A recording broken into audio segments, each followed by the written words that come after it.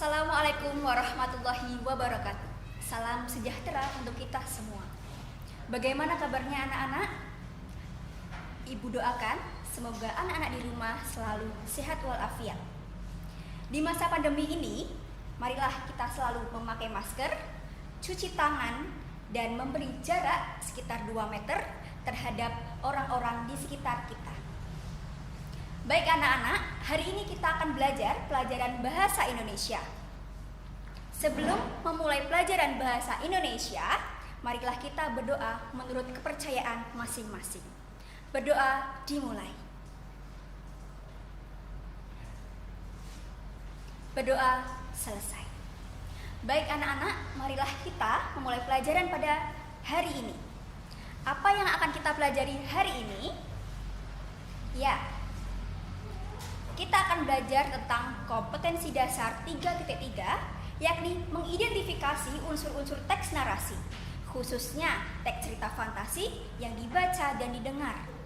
Adapun indikator pencapaian kompetensi, yakni peserta didik mampu menjelaskan pengertian dan unsur-unsur cerita narasi, khususnya teks cerita fantasi, dan peserta didik mengidentifikasi unsur-unsur teks cerita fantasi.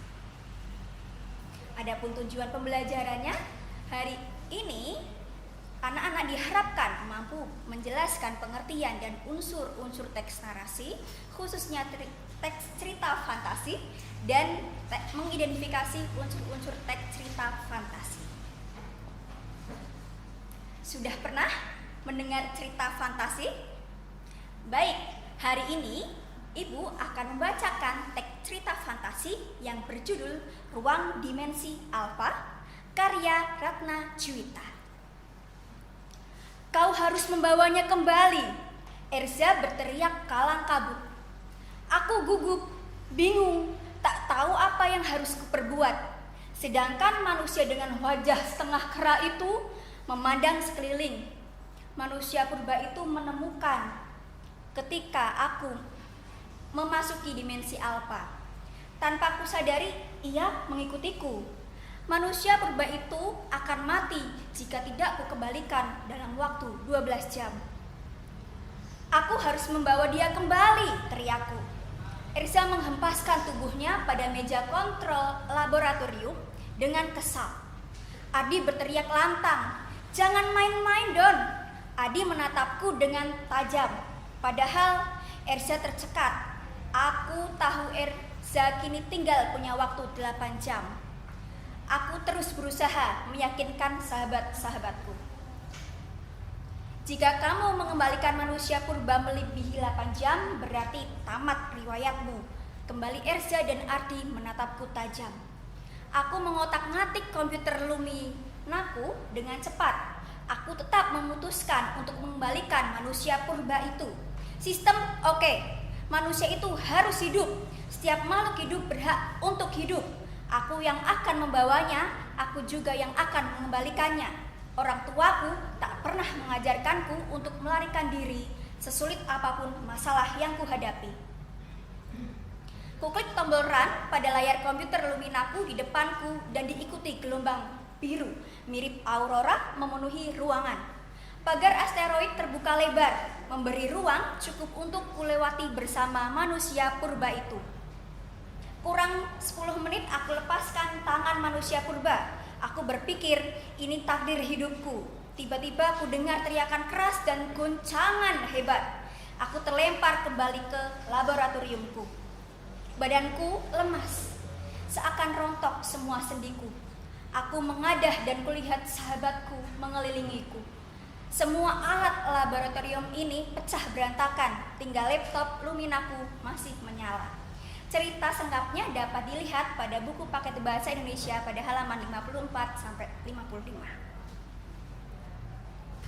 Setelah membaca teks cerita fantasi tersebut, kira-kira anak-anak bisa mengidentifikasi apa sih pengertian teks cerita fantasi?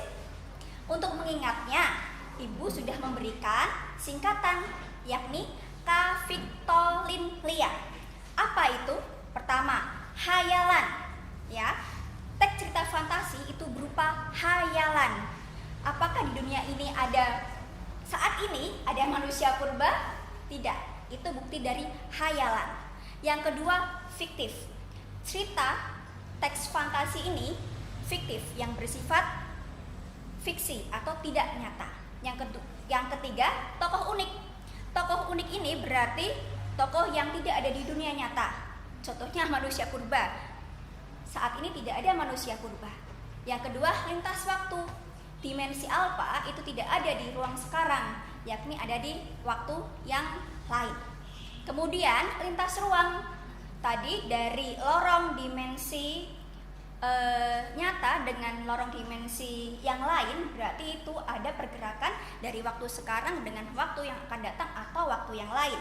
Kemudian amanat untuk kehidupan sehari-hari. Jelas, walaupun ini cerita fantasi atau hayalan, cerita ini tetap menjadi pelajaran bagi kita semua untuk mempelajari nilai-nilai yang diharapkan untuk pembelajar. Jadi apa pengertiannya? Teks cerita fantasi adalah teks sastra, salah satu jenis cerita narasi yang berasal dari hayalan atau fantasi, pecerita yang bersifat fiktif atau tidak nyata, yang memiliki tokoh unik atau tidak biasa, berlatar tempat irisan, bisa di dunia nyata, bisa di dunia hayal, serta cerita bisa bergerak dari waktu lampau, sekarang, ataupun yang datang, dan memiliki pesan amanat bagi pembaca. Baik, adapun jenis-jenis cerita fantasi. Ada dua penggolongan. Yang pertama berdasarkan alur cerita, yang kedua berdasarkan waktu cerita. Berdasarkan alur cerita dibedakan menjadi dua, jenis cerita fantasi total dan jenis fantasi irisan. Apa itu jenis cerita fantasi total? Jenis cerita fantasi total adalah berisi fantasi pengarang terhadap objek tertentu dan alur semua yang terdapat pada cerita tidak terjadi di alam dunia nyata. Jelas kata kuncinya total berarti semua tidak terjadi di dunia nyata. Menggunakan nama-nama orang, nama-nama objek, nama-nama tempat, benar-benar dari keseluruhan cerita adalah rekaan pengarang. Pernah melihat atau menonton cerita fantasi Harry Potter karya J.K. Rowling? Nah, itu adalah contoh cerita fantasi total, yaitu memiliki tokoh-tokoh para penyihir dunia. Di dunia ini tidak ada penyihir, bukan? Yang kedua adalah cerita fantasi irisan. Berisi cerita fantasi pengarang terhadap objek tertentu dan tidak semua terdapat pada cerita tidak terjadi, ya. Namanya irisan berarti tidak semua cerita berasal di ruang fantasi, yakni kolaborasi antara cerita di dunia nyata dan cerita di dunia fantasi. Nama, objek, tempat benar-benar dari keseluruhan cerita atau sebagian dari rekaan pengarang. Seperti cerita pertama yang telah saya sampaikan, ruang dimensi alfa itu jenis dari cerita fantasi irisan karena sebagian tepatnya menggunakan dunia nyata, yakni laboratorium, dan irisan selanjutnya adalah tempat di mana manusia purba dipulangkan. Kemudian berdasarkan waktu cerita dibedakan menjadi dua, latar lintas waktu dan latar sezaman. Berarti cerita fantasi menggunakan dua latar waktu yang berbeda. Misalnya masa kini dengan masa datang, atau masa kini dengan waktu 40 tahun yang lalu. Jadi kolaborasi antara dua waktu sekarang ataupun waktu yang lainnya. Sedangkan latar sezaman, namanya sezaman, artinya satu, berarti hanya digunakan atau berlatar waktu satu zaman saja. Contohnya masa lampau, masa kini, ataupun masa depan. Nah, berikut adalah unsur-unsur karakteristik cerita fantasi yang harus kalian ketahui. Ada setidaknya beberapa unsur-unsur karakteristik cerita fantasi. Yang pertama, keajaiban. Ketika kalian membaca sebuah cerita dan terdapat keajaiban, berarti itu bisa dikatakan sebagai teks fantasi. Apa itu keajaiban? Dalam cerita fantasi terjadi sebuah keajaiban, bisa sebuah keanehan, bisa kemisteriusan yang tidak terdapat di dunia nyata. Yang kedua, ada ide cerita yang hayal. Dalam cerita fantasi, ide cerita berupa hayalan. Hayalan itu berarti rekaan, bisa jadi tidak tidak ada di masa sekarang atau masa nyata. Kemudian di berbagai latar, tidak hanya menonton satu latar saja ya. Tadi seperti bisa satu zaman, bisa dua zaman. Kemudian tokoh yang unik ya. Seringkali seperti tokoh Harry Potter, tokoh-tokoh penyihir ya sengaja diciptakan untuk unik ya. Seperti tokoh tadi juga tokoh manusia purba juga sengaja diciptakan supaya tokohnya unik. Kemudian fiktif, jelas fiktif berarti bersifat fiksi, cerita fiksi yang berupa imajinasi pengarang. Dan selanjutnya adalah bahasa. Bahasa dalam karakteristik cerita fantasi itu penting, yaitu berupa yang ekspresif, imajinatif, dan variatif supaya emosi pembaca bisa masuk ke dalam cerita. Dan yang terakhir adalah hal yang paling penting, amanat. Pesan yang berisi nilai-nilai pelajaran yang dapat dijadikan pembelajaran bagi penulis maupun pembaca.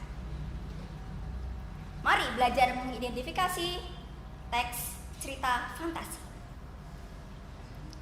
Dari cerita tersebut, maka kita bisa mengidentifikasi di mana keajaibannya.